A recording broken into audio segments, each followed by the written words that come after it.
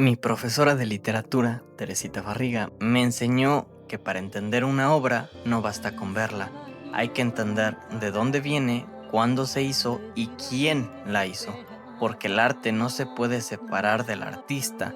Todo lo que alguien crea, un libro, una pintura o un videojuego, está marcado por su contexto, vivencias y su forma de ver el mundo, y también lo que tú interpretas de una obra habla más de ti que de la obra en sí.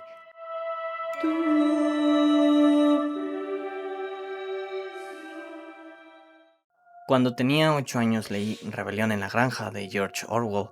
En ese momento interpreté la obra como un cuento infantil cuyo mensaje era de que los que ganan no siempre son los buenos y que hay gente que te manipula sin que te des cuenta. A los 17 la volví a leer y mi interpretación fue distinta. La vi como una historia sobre cómo las personas no pueden salir de su realidad, cómo los ciclos se repiten y cómo el esfuerzo a veces no vale la pena.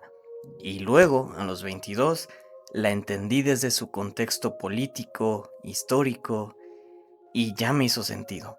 La obra siempre era la misma, pero yo no, y eso mismo me pasó con este juego.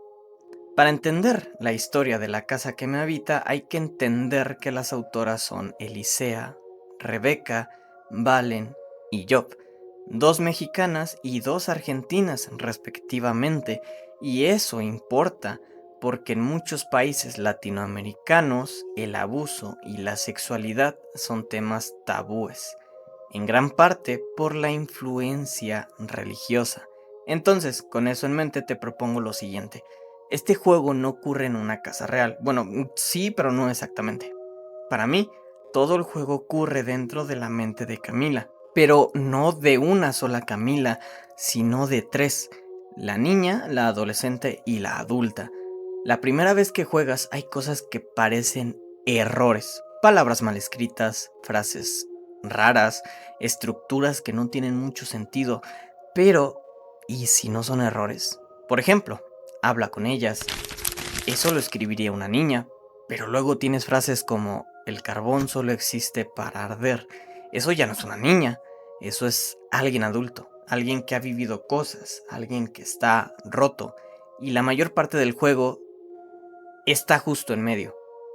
Camila adolescente, perdida y viéndose al espejo, tratando de entender quién fue y en quién se va a convertir. El juego empieza con algo muy simple. Estamos jugando a las escondidas. Camila cierra los ojos, empieza a contar y cuando termina dice listo. O no, allá voy. Sabemos que está buscando a alguien y sabemos que ese alguien es masculino. Y desde ese momento todo lo que exploramos son recuerdos y traumas en pedazos de una vida que no está bien. Primero, empezamos el juego en la habitación de los padres. Si interactúas con la cama, Camila dice que no se debe brincar ahí. Eso ya te dice algo. Su mamá era estricta y no la dejaba ser niña. Y luego ve un vestido de novia y dice que algún día ella también usará uno. Aquí la obra nos dice que Camila aprendió lo que es ser mujer a través de su mamá, y eso incluye repetir su historia de abuso. Luego está la foto. Camila dice que la gente siempre se ve feliz en las fotos, pero no es así. Y esa foto puede interpretarse de dos formas.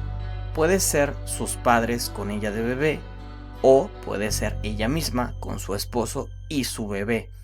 Pero en ambas interpretaciones hay algo constante. Camila no es feliz. Después encontramos una página que habla de un tesoro escondido en una habitación de flores. Ese tesoro representa su inocencia y virginidad. En México existe una expresión: desflorar, quitarle los pétalos a una flor, como metáfora de perder la virginidad. Y el juego usa esa imagen de forma muy directa. Luego intentamos entrar a su habitación, pero no podemos. Camila dice que hay alguien ahí. Esa habitación puede representar dos cosas: el lugar donde ocurrió el abuso hacia Camila, que a su vez es su habitación, o el cuarto de su propio bebé. En ambos casos hay algo que no puede enfrentar. Bajamos a la sala y aquí todo empieza a ponerse más denso. Vemos un jarrón roto. Camila dice que lo acababan de cambiar, y esto lo interpreto así: Puedes cambiar las cosas, el entorno, los objetos, pero si las personas no cambian, todo sigue igual. Hay un cenicero. Camila dice que odia ese olor. Sabemos que su padre fuma y también bebe. Es una figura violenta. Luego está el reloj. Camila dice que odia cuando suena. Y esto es importante porque probablemente ese sonido marcaba el momento en el que su papá llegaba a casa. El momento en que todo iba a mal. Más adelante vemos un programa infantil con marionetas y luego en otras partes del juego vemos peluches, objetos que parecen tener vida, los cuales representan a los amigos imaginarios de Camila, una forma de no sentirse sola en el trauma, formas en las que una niña intenta sobrevivir a algo que no entiende.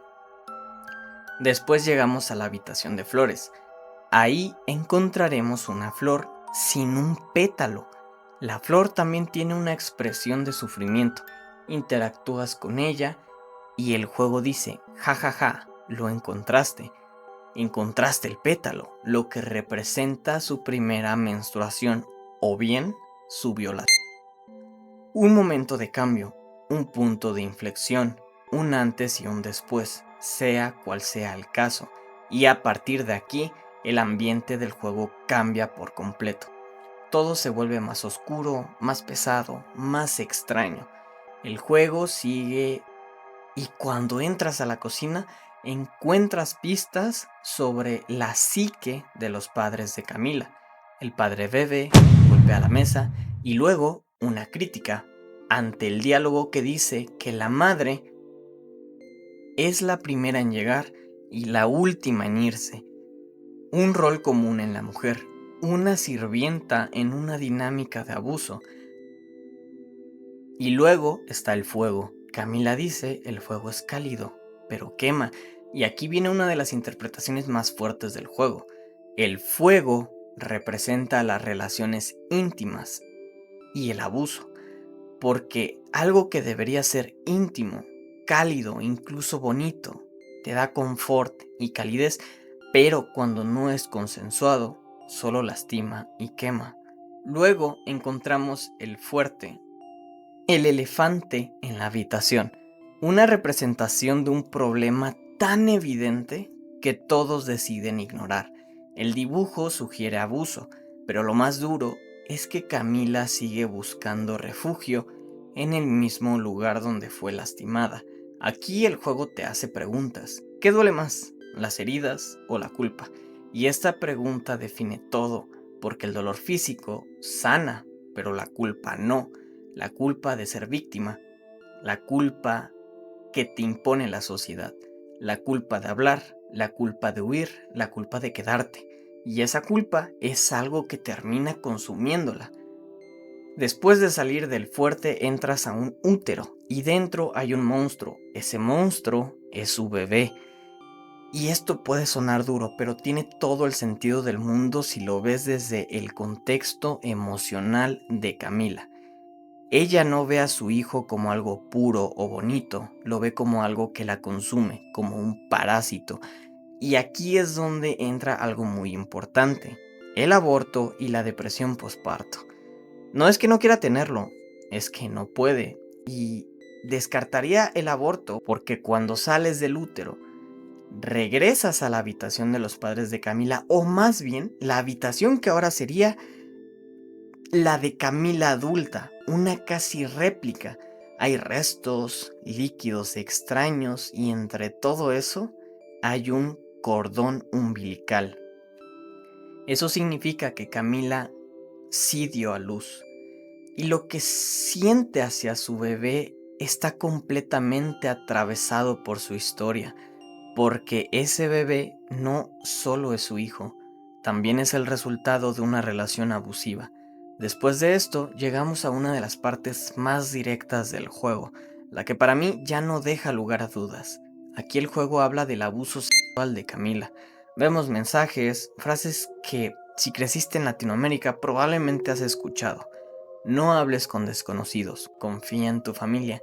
Y aquí la ironía más cruel es que la mayoría de los abusos no vienen de desconocidos, vienen de familiares. Luego vemos un dibujo de dos conejos, uno sufre y el otro acecha. Aparece una frase, guarda silencio. No necesitas pensarlo mucho.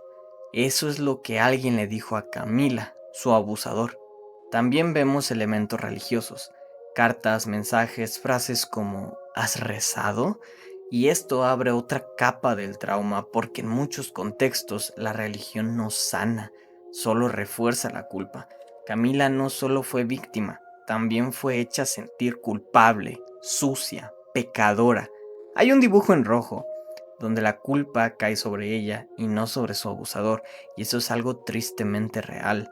Después regresamos a la cocina, pero ahora solo hay un pastel de cumpleaños que vendría a representar que Camila niña fue creciendo hasta que encontró un momento, quizá la Camila adolescente, donde tomó fuerzas para hablar de su abuso, intentando decir lo que pasó y fue ignorada. O peor, juzgada, regañada diría yo, incluso quizás por su propia madre, misma que decidió no creerle. Aquí conecto con una frase anterior del juego, cuando una flor dice, te volteaste para ignorarlo. Soplas las velas y avanzas por un pasillo y entonces llegas al espejo y aquí nace toda esta teoría porque en ese reflejo no hay una sola Camila, hay tres, la niña, la adolescente y la adulta, todas coexistiendo, todas cargando lo mismo. El trauma no se queda en el pasado, crece contigo. Después del espejo encuentras una máscara, una cara de muñeca y este objeto es clave porque define los finales. Pero más allá de lo mecánico, la máscara es simbólica, es identidad, es lo que muestras y lo que ocultas. Y entonces llegamos al final, o más bien a los finales porque hay tres y cada uno representa una decisión distinta. Final de la carta. Llegas al altar y el juego empieza a llenarse de texto. Obviamente son los pensamientos tóxicos de Camila. Si no haces nada, todo te consume. La pantalla se llena y se acaba. Este final es Camila colapsando, dejándose asfixiar por todo lo que nunca pudo procesar. Final llanto de bebé. Si tomaste la máscara, empiezas a escuchar un llanto de bebé detrás de ti y entonces decides regresar. Regresas a la casa, a todo, al abuso, al trauma, a lo que ya conoces. Este final es crudo y realista porque decides cuidar a un hijo que no sabes cómo amar, pero que sientes que no puedes abandonar. Camila vuelve, se queda, se convence de que puede soportarlo, pero la pregunta se queda ahí, flotando. ¿Hasta cuándo será asfixiada? Y eso es lo que lo hace tan devastador, porque solo hay resignación. Y el último final, el altar. El que para mí es el más positivo dentro de lo que cabe. Llegas al altar, tienes la máscara y esta vez decides usarla. El altar se abre y Camila se va, escapa. Pero no es un final feliz, no del todo, porque el llanto del bebé sigue ahí y eso significa que para salvarse, Camila tuvo que dejar algo atrás. Y aquí es donde todo conecta. El juego no trata solo de abuso o traumas, trata de los ciclos de violencia, de cómo el dolor se hereda, se transforma y se repite. Camila fue una niña que no pudo escapar, una adolescente que no fue escuchada y una adulta que tiene que tomar una decisión difícil, si repetir la historia o romperla. Y tal vez por eso este juego se queda tanto contigo, porque no importa cuántas veces lo juegues, siempre vas a encontrar algo nuevo. No porque el juego cambie, sino porque tú ya no eres la misma persona que lo jugó antes.